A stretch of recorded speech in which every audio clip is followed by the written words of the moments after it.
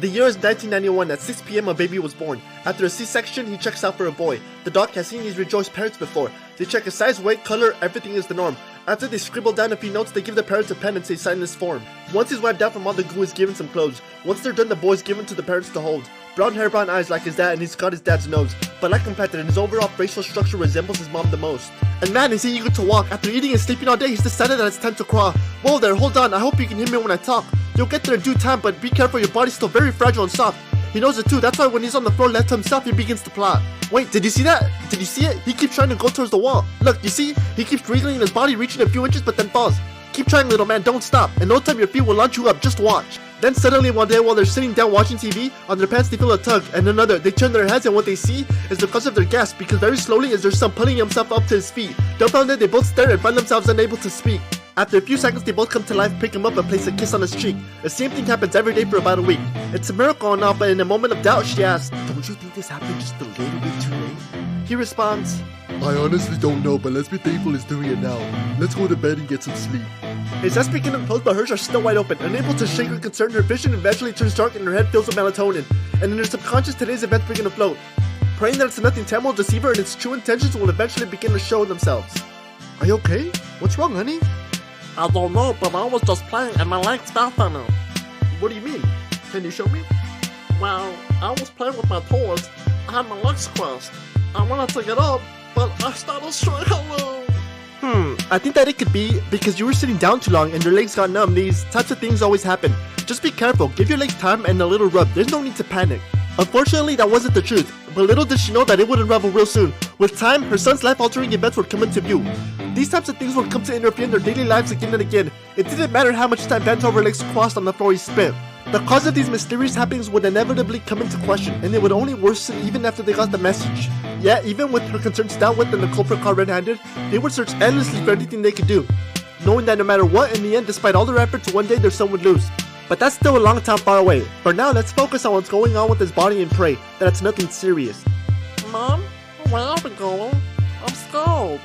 "Son, please, sit we just need to go visit someone and have a little conversation, okay? That's all. Have a seat and shh, don't talk." They pull up to a building and into a parking spot. The front door's open inside a carpet long. At the front desk, she says, "Hi, I'm here to see someone I had already called." After a quick search, the lady says, "Okay, yes, I see an appointment for y'all." Once inside the room, the door opens and in comes the doc. She explains everything down to the detail. He tries to get up, but sometimes he falls. He then turns to the boy and after a brief inspection, he finds that there is nothing off. "I'm gonna put in a blood test and an operation to see what's going on." She says, "Wait, is that necessary? If so, what kind?" He says, "It's called a muscle biopsy on his leg. That's how we will know if there is something that needs to be addressed. Don't worry, it won't take long. About an hour at most. He'll be fine." She finds herself in the hallway passing back and forth. Her son is in surgery right now, and the pain that causes she can't ignore. She was told it would be an hour, but she's sure it has been more.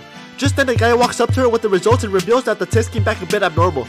"As for the operation, we've discovered that it could be something that is known as Duchenne Muscular Dystrophy." Time stopped for what felt like an eternity, until someone pushed play and said, "But either it becomes something that requires further attention or maybe not. It's still soon to tell.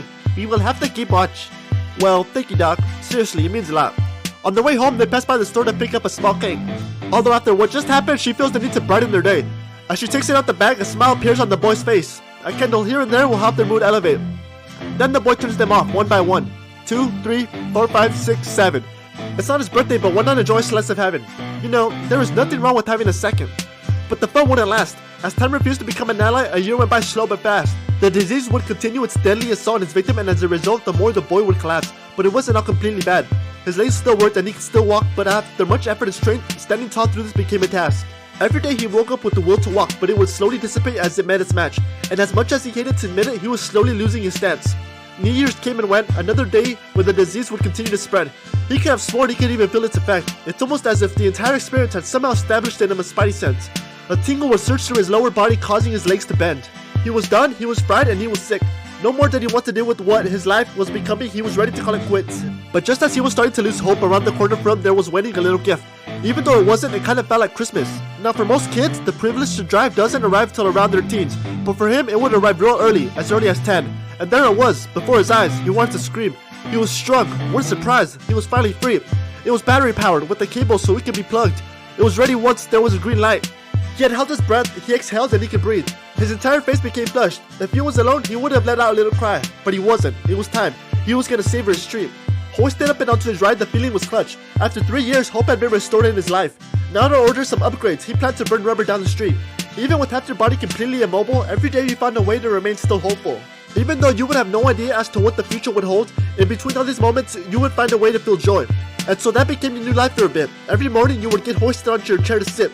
To some people it might have become a curse, but to you it was bliss. You learned how to control every button and every switch. Whenever someone messed with you, you could just run over their feet if you were pissed.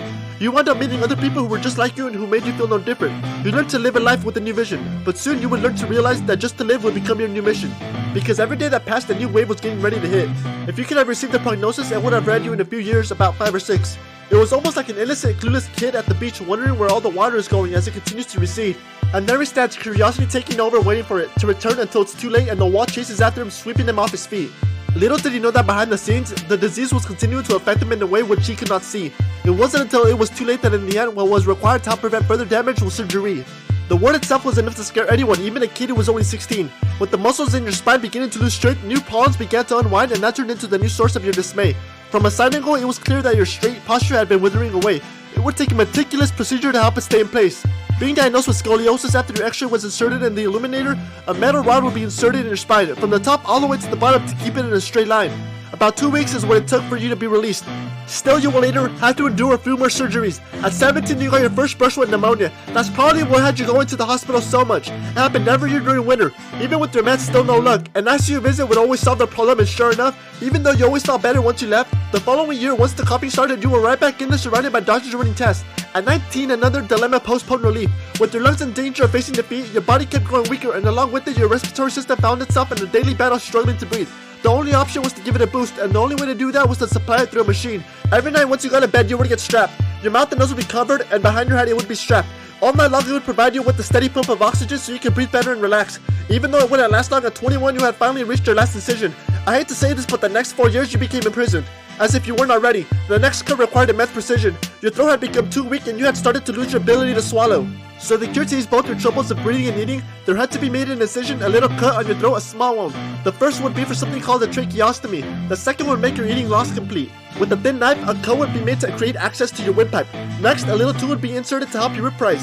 Your oxygen connected to that would be a bigger, longer tube filled with air inside. That would be a permanent breathing machine. Compared to others, it wasn't big. Light, as a matter of fact. 3 loud beeps would go off if it was on but not in use, which usually happened when it was barely beginning to ignite. And lastly, the one to your stomach. At this point, after being in the hospital a few times, every visit didn't feel like new. You were put to sleep and once again the time flew. When you woke up, there was, you guessed it, another tube. Except this one was a little longer and more squishy. It would be for your food. After it was done, it was time to go home. Gather your things. Wait, what's this? Oh, it's your IV pole. You're gonna need it. Well, looks like it's coming with. Almost forgot to mention you also got your own machine for phlegm. This one was a lot more updated and more compact than the one you had back then. Now time for a tour. You walk into your room and not just vacuum, so it's a clean floor. Directly to your left is a small table and every inch of it is infested with countless small bottles of meds. All types of creams and little equipment like nail clippers and combs to keep your hair from a mess. On the far left is another little table and on it your breathing machine. The patient has a sleep right next to it on the right. And next to him lies the IV pole with its elongated tube connected to its patient. On the pole hangs a little bag and deposit a box of cards which will be emptied into the bag. In an hour or so another carton will be required because that's how long they last. Behind the pole is another small table, but on this one lies the suction machine. With its quiet power, it makes extracting the phlegm from your lungs so easy it's nothing compared to your old one. This one is lovely. It's Sunday morning, time to shower. Actually, it's like 4 p.m. Since your body is extremely weak, it takes a lot longer for you to get filled with energy. Mom gets everything set up. In the bathroom, a special chair just for you, then plugged into the outlet is the suction machine placed right on top of the sink. Next, so you can shower and still breathe, your lifesaver rests on top of the toilet. It's portable and can be used even while disconnected. Now for the water. Gotta make sure before we use it's hot first. Looks like everything is set. Everything is on. The 3 beeps go off, and Mom lifts you from bed into her arms. I'm on the other side and disconnect your air. I rush to the bathroom to connect you when she puts you on your chair. After a scrub and an extremely careful rinse, some phlegm suctions and your teeth are sparkling and fresh. About almost 2 hours have been spent. Now for the cycle to reverse, and then next week it's gonna happen all over again. An adult diaper, deodorant, shirts, pants, shoes, glasses, and some cologne. Don't forget about your clean shave. I drive your wheelchair over and put it parallel to the door right in its place. This car has a little platform in the back of your machine, except it's a replica, so you still somewhat go out and still be free.